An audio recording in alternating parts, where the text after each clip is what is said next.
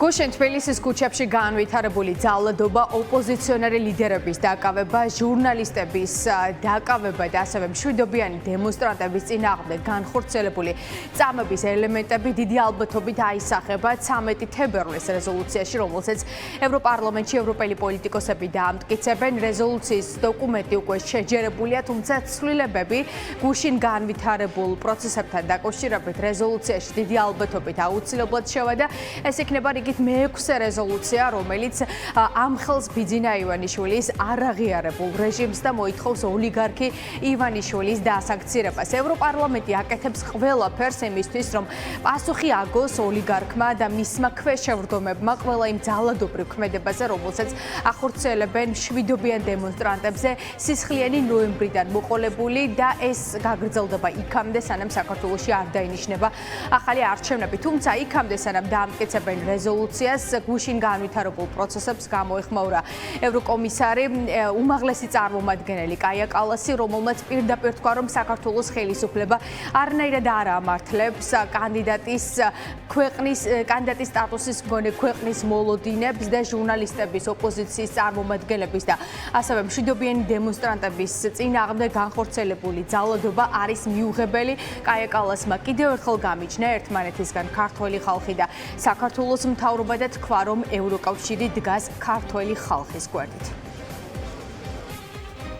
დღეს თბილისში მშვიდობიანი მომიტინგეების, ჟურნალისტების და პოლიტიკოსების სასტიკი დარბევა მიუღებელია. საქართველო კანდიდატი ქვეყნის არანაირ მოლოდინს არ ამართლებს. ევროკავშირი ქართველი ხალხის გვერდით დგას, მათ ბრძოლაში თავისუფლებისა და დემოკრატიისთვის.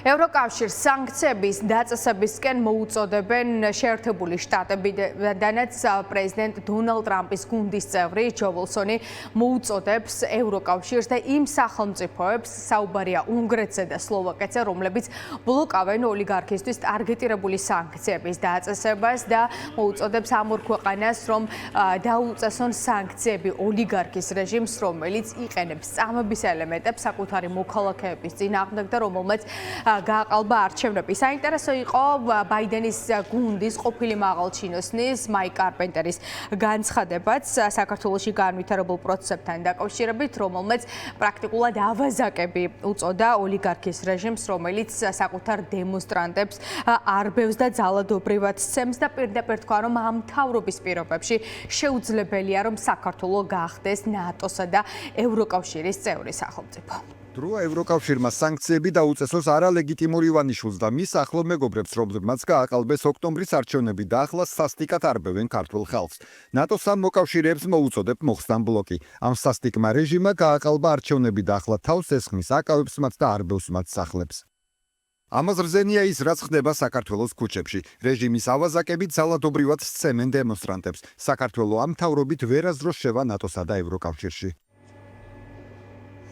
ნიკა მელიას და გიგი უგულავას დაკავების დეტალებით აჭრალდა საერთაშორისო მედიაც, Deutsche Welle, France 24, Al Jazeera და ყველა გავლენიანი დასავლური და ევროპული მედია, ბეჭდური მედია წერდა გუშინ თბილისის ქუჩებში განვითარებულ პროცესებთან დაკავშირებით, დეტალურად აღწერდნენ, როგორ უსწორდება ქართული ოცნება საკუთარ ოპონენტებს განსაკუთრებით გაყალბებული არჩევნების შემდეგ და როგორ არბევს მშვიდობიან დემონსტრანტებს. ბოლო პერიოდია საერთაშორისო მედიაში კარგი ქართული ოცნების მიმართ არაფერი დაწერილა და საერთაშორისო მედიის ფურცლებს, მედიას, რომლის ფურცლებსაც ყოველდღიურად მილიონობით ადამიანი თუ დასავლელი პოლიტიკოსი კითხულობს, არის დასტური იმისა, რომ საქართველოში ხორციელდება რეპრესიები არა მხოლოდ ოპონენტების წინააღმდეგ, არამედ იმ ადამიანების წინააღმდეგ, რომლების უფლებებსაც წესით ქართული ოცნება უნდა იცავდეს. შესაბამისად